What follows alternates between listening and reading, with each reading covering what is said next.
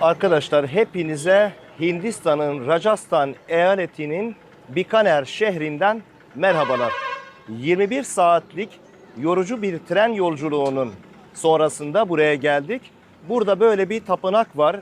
Karnimata diyorlar. Karnimata bizim söylememize göre. Hep beraber gidelim, bir tapınağı görelim. Güya söylentiye göre farelere tapıyorlarmış. Görüşmek üzere.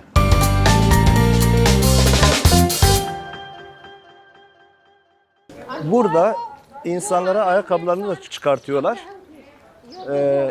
Biraz sonra içeride size göstermeye çalışacağım.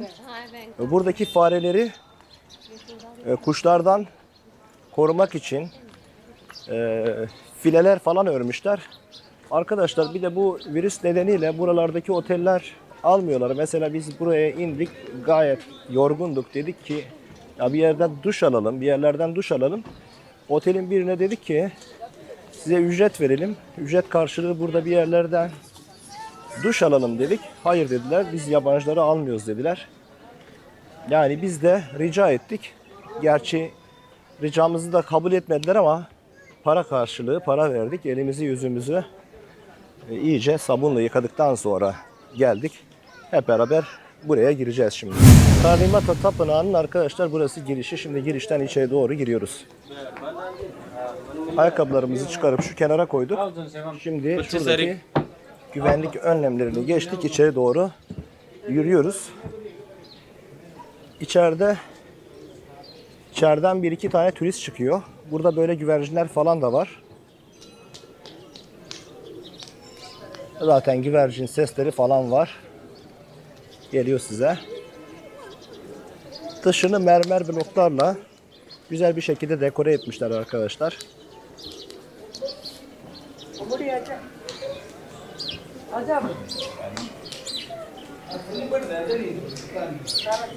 Kertenkele, kuş falan filan.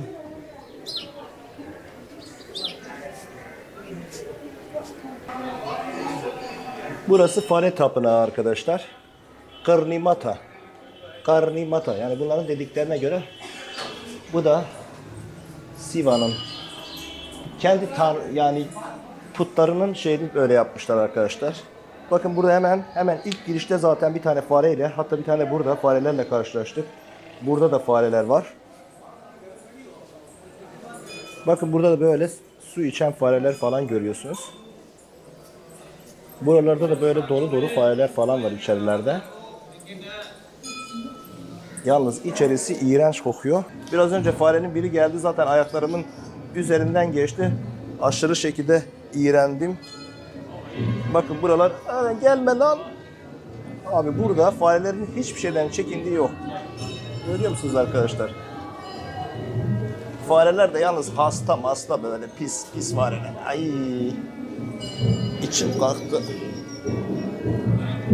İçim kalktı vallahi. Çok iğrenç kokuyor. Abi burası olduğu gibi fareler kaynıyor içeride. Bakın görüyor musunuz? Fareler kaynıyor. Ay ne pis kokuyor. Kuş yemleri veriyorlar. Kuş yemi veriyorlar farelere. Bir de üstüne üstlük arkadaşlar ayakkabılarımızı da çıkarttılar bize. Evet, burada da böyle çok pis kokuyor. Ya Hindistan'ın zaten her yeri çok pis kokuyor da bakın beyaz fare görmek öyle herkesin kolay nasip olmaz. Beyaz fare buradaki farelerin şahı, kralı. Görüyor musunuz arkadaşlar? Böyle süt içiyorlar. Yalnız buradaki fareler hastalıklı abi. Buradaki fareler hep hasta. İçerisi fare dolu. Yani içeride on binlerce fare var arkadaşlar. Farelere hiç bu kadar daha önce yaklaşmamıştım. İçerisini göstereyim de böyle. Arkadaşlar içeride 10 binlerce fare var. 10 binlerce fare. Buradaki fareleri yırtıcı kuşlardan korumak için arkadaşlar böyle bakır tellerden oluşturulmuş fileler kullanmışlar ki hani onlar gelip buradaki farelere zarar vermesin diye. Abi bu millet nasıl bir millet ya? Yani şaşırmamak elde değil. Zaten her taraf fare pisliği. Bu da yeni bir evli çift. Buraya gelmiş. Buradaki farelere dua edecek ki evlilikleri uzun ve sağlıklı sürsün diye gelip burada dua ediyor. Bakın. Koro halinde o delikten o deliğe, o delikten öbür deliğe fareler kaçışıyor. Burada da güvercinler falan var ama güvercinler bunlar için zararsız tabii ki yani.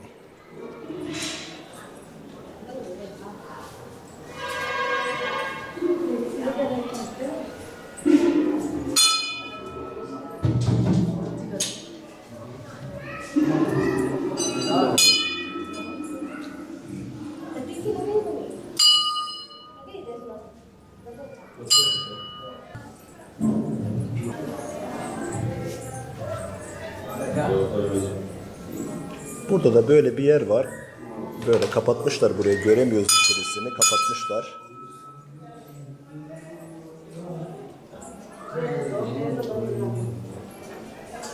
İçeride fareler kaçışıyor.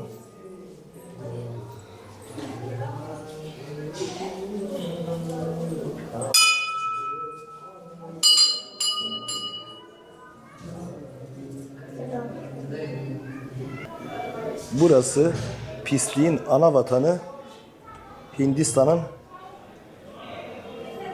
Rajasthan eyaletinin Bikaner şehrinde bulunan Garnimata fare tapınağı arkadaşlar.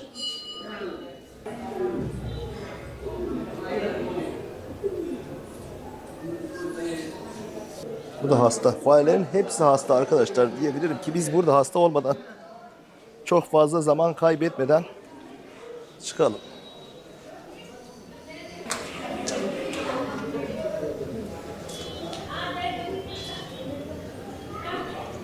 Hayvanlar burada yiyeceklerini yiyorlar, sütlerini içiyorlar, sularını içiyorlar.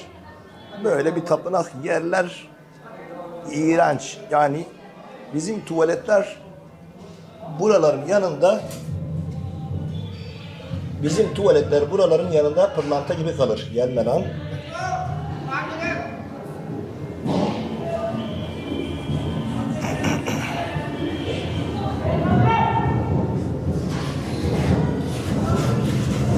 Bu virüs nedeniyle arkadaşlar tapınağın her tarafı dezenfekte ediliyor.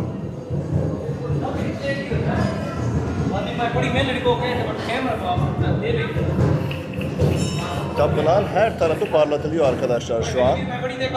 Virüs demek ki buraya gelmese bunların temizlik yapacağı yok arkadaşlar. İçeride de bir seremoni var.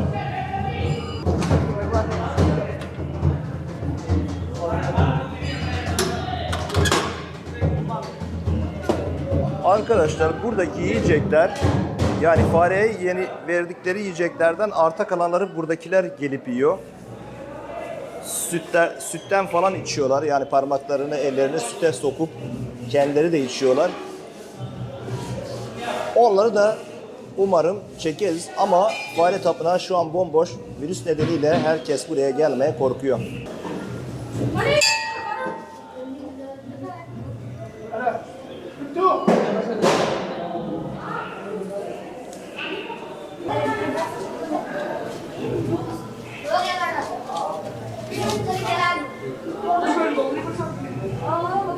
Buradaki çanlara gelip dokunuyorlar arkadaşlar. Cın cın cın cın öttürüyorlar. Buradaki yiyecekleri buradaki farelere sunuyorlar arkadaşlar. Alkol, viski bile getiren var arkadaşlar. Farelere viski bile getirenler var. Abi, çalo bar çalo. Öbür tarafa git diyor.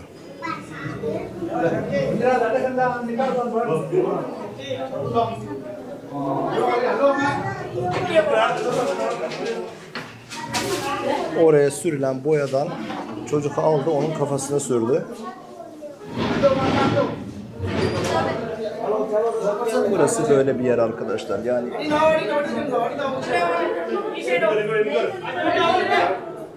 iğrenç bir memleket ya burası. İğrenç. Gerçekten iğrenç. Şuradaki fareleri göstereyim ben size. Buradaki önlerine bırakılan yiyeceklerden yiyorlar arkadaşlar. Bakın beyefendi geldi burada böyle. Başını yere koydu. Burada da böyle küçük küçük şeyler var, davullar var. Onları çalıyorlar. Tabii fare yani abi bu.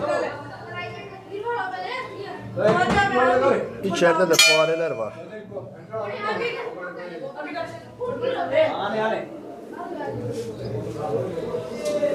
İçerisi de şöyle arkadaşlar. Daha fazla yaklaşmamıza müsaade etmiyor buradaki beyefendiler. Böyle bir tatlı çeşidi falan getirmişler. Şekerler falan var.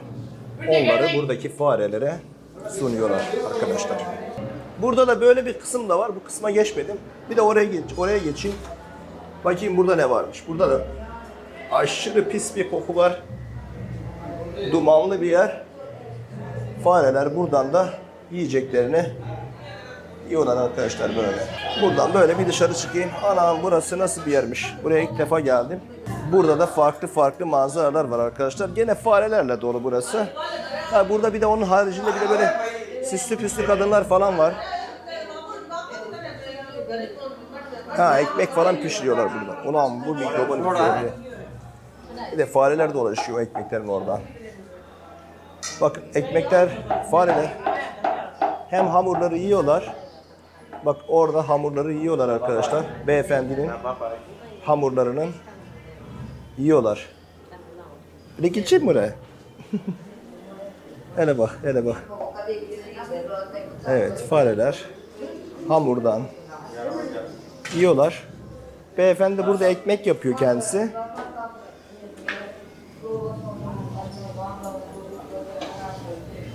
Bak, gördünüz mü arkadaşlar? Bunlar için kutsal tabii yani bir yemek.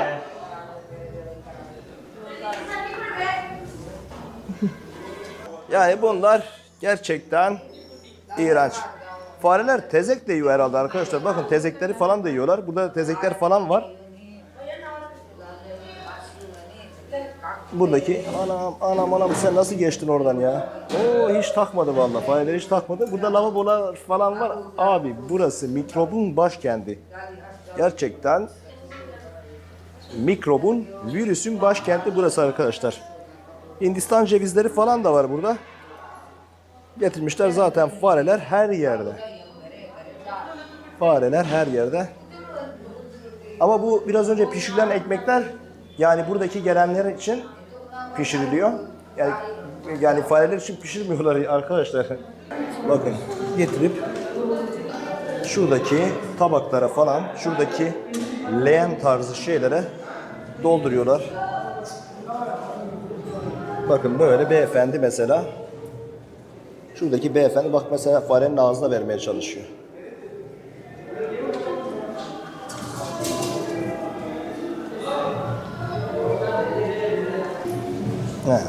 Her tarafta delikler falan var. Yani her tarafta. Kişisel nazarıma göre burası tapınak değil. Tuvalet bile olamaz. Tuvalet. Yani o kadar berbat. Öyle söyleyeyim arkadaşlar size.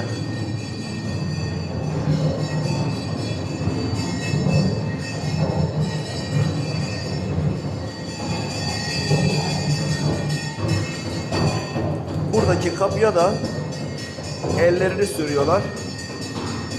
Şöyle göstereyim arkadaşlar size.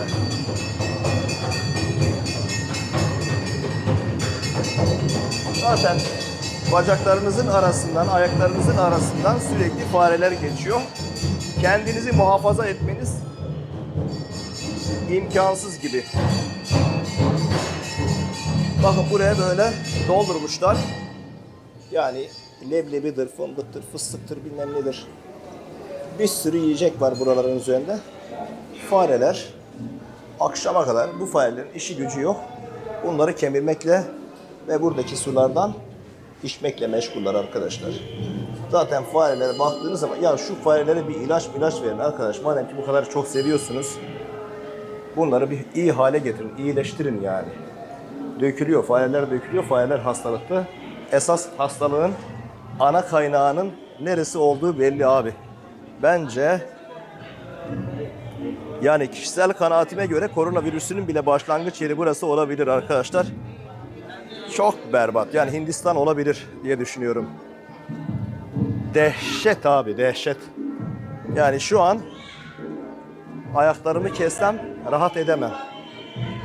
O kadar iğrenç. Ama duvarlarda da böyle güzel güzel motifler yapmışlar. Bakın böyle fareleri betimleyen güzel güzel oymacılık işi var yani.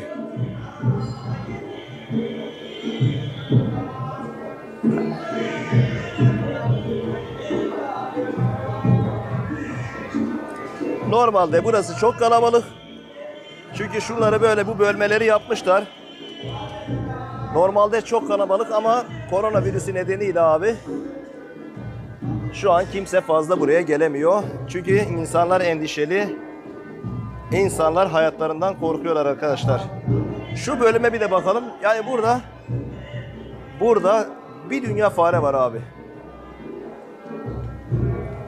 Bakın. Oradaki delikten çıkıyorlar, geliyorlar. Tabii fare tapınağı abi. Her tarafında bir delik var. Hatta şurada da bakın şöyle delikler falan var. Göstereyim ben size. Şurada da bir delik var böyle. Yani her tarafta delikleri açmışlar. O farelerin rahatça ulaşımları sağlansın diye her taraftan delikler açmışlar. Fareler gelip burada yiyeceklerini yiyorlar arkadaşlar. Tapınağın arkadaşlar her tarafı fare kaynıyor. Her tarafı. Bakın farelere daha önce getirilmiş olan yiyecekler yani çoğaldığı zaman şu kısımlara falan dolduruyorlar ki hani belki gün gelir de eğer yiyecek sıkıntısı çekilirse tekrar bunlardan verilir diye çuvallar falan da koymuşlar buraya dolduruyorlar. Ben tapınağın her tarafını dolaşıyorum. Her tarafta böyle delikler var. Burada da böyle yardım bağış kutuları falan var. Yani fareler tapınağına geldiğin zaman bağışını da yaptın mı en azından farelere sizin için iyi bakarlar. Ama bu iki fare gayet sağlıklı gördüm onları. Şu iki fareyi sağlıklı gördüm. Ama diğer farelere baktığınız zaman arkadaşlar tamamı neredeyse sağlıksız. Çünkü tüyleri falan dökülmüş böyle baktığınız zaman uyuz olmuşlar sanki. Burada da böyle bir duman çıkıyor ama arkada ne yakıyorlarsa artık bilemiyorum. Ama insan buraya geldiğiniz zaman midenizin sağlam olması gerekiyor çünkü kusabilirsiniz. Gerçekten iğrenç. Bir de farelerin uyuma şeklini göstereyim arkadaşlar. Daha önce belki görmemişsinizdir. Fareler bu şekilde uyuyorlar. Bakın mesela bir tanesi de burada. Böyle uyuyor. Ama bu fare biraz tatlı bir fareye benziyor. Uyandırdık mı la?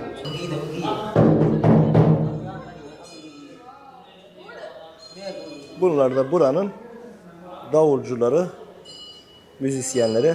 Burada bir şamata oluşturuyorlar. İnsanlar böyle buraya geliyorlar arkadaşlar.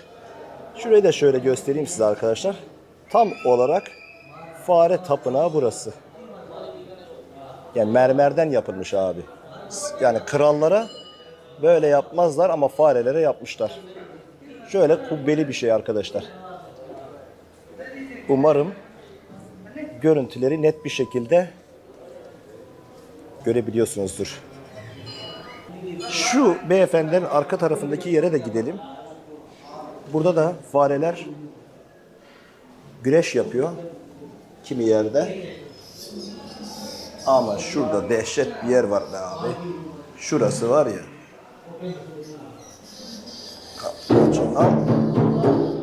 Şurada böyle bir yer var abi. Şurada bir yer var ama farelerin konuştuğu iğrenç kokan, leş kokan bir yer. Beyefendi süt getirdi. Boşaltıyor.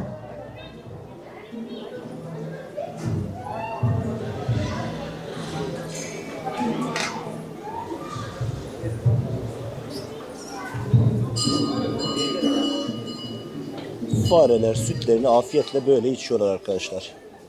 Fare ziyafet çekiyor. Fareler ziyafet çekiyor böyle. Abi burası var ya, fare kaynıyor. Sifit ha? Beyaz fare diyor burada. Sifit yani beyaz. Farsçada da sifit. Sefit. Sefit. Bunların dilinde de. Abi hasta olacağız vallahi billahi. Burada da kocaman bir kazan var arkadaşlar böyle. Kocaman bir kazan. Herhalde zamanında farelere burada yemek pişiriyorlardı. Buradan o yemekleri farelere veriyorlardı arkadaşlar. Beyaz fare görmek herkese nasip olmazmış burada. Dileklerin kabul oluyormuş, duaların kabul oluyormuş. Bu tapınağın hemen sağ tarafında da şöyle küçük bir yer daha var. Hatta sağ tarafını olduğu gibi göstereyim arkadaşlar size. Burası böyle 2 katlı bir yermiş. Böyle buralar abi olduğu gibi farelerle dolu. Her tarafı da arkadaşlar kameralarla donatılmış. Ben bir de bu tarafı olduğu gibi çekeyim. Yani içeriye girdiğiniz zaman kapının hemen girişinden, ana kapının girişinden girdiğinizde şöyle bir manzarayla karşılaşıyorsunuz arkadaşlar. Şimdi şöyle dönüyorum. Bakın.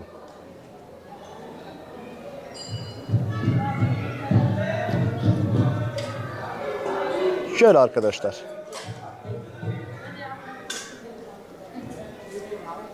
Umarım net olarak görmüşsünüzdür. Arkadaşlar, fareleri görüyor musunuz?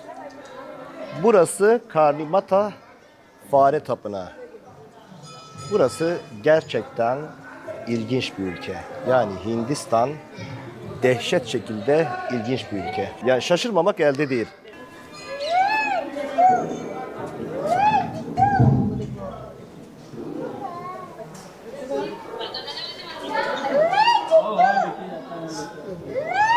Beyaz fare geldi.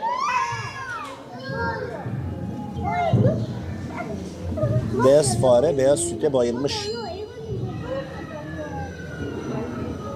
Dilekleriniz kabul oldu abi, gidin. Zaten baksana fare geldi. Küçük kızın bacaklarının arasından geçti. Bak şu an fareyi görüyor musunuz? Bakın. Kız korkmadı bile. Hiç umurunda değil ha. Korkmadı. Kalimata'nın dış duvarlarında böylesi şekiller görebiliyorsunuz arkadaşlar. Çok güzel oyulmuş mermerler. Mermerler çok güzel oyulmuş.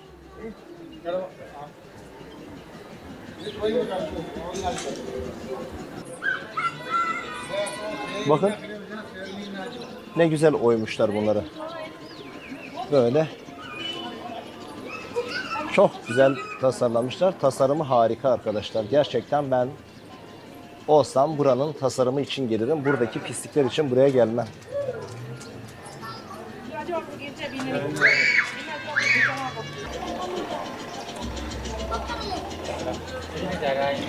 Ya arkadaş geldi heykeli öptü ya. Akşama kadar 100.000 kişi öper bu heykeli. Buradaki çıkan pislik bütün dünyaya bulaşır yani. Ama onlar için kutsal olan bu tapınak arkadaşlar, şu dış yüzeyinde yapılan mermerler, monte edilmiş olan mermerlerin oymacılığı gerçekten muhteşem. Gerçekten sanat eseri. Gerçekten çok iyi. Ama içerideki manzara berbat. İçerideki manzara leş. Arkadaşlar bugün de buradaki görmüş olduğunuz Kalimata Tapınağı'nı gezdik. İçeride dehşet görüntüler vardı. Gerçekten iğrenç görüntüler vardı. İçim kalktı yani dumandan, kokudan, pislikten, uyuz farelerden, hasta canlılardan gerçekten çok rahatsız oldum. Keşke buradaki hayvanlara yiyecek vereceklerine ilaç verseler. Çünkü hayvanlar hepsi uyuz olmuş. Baktım, görüntüleri çektim. Umarım videoyu beğenmişsinizdir. Bu tarz videoların devamı için kanalıma abone olursanız çok sevinirim. Yorum ve like'larınız çok önemli. O yüzden yorum ve like'ları yapmayı unutmayın. Hepiniz Allah'a emanetsiniz.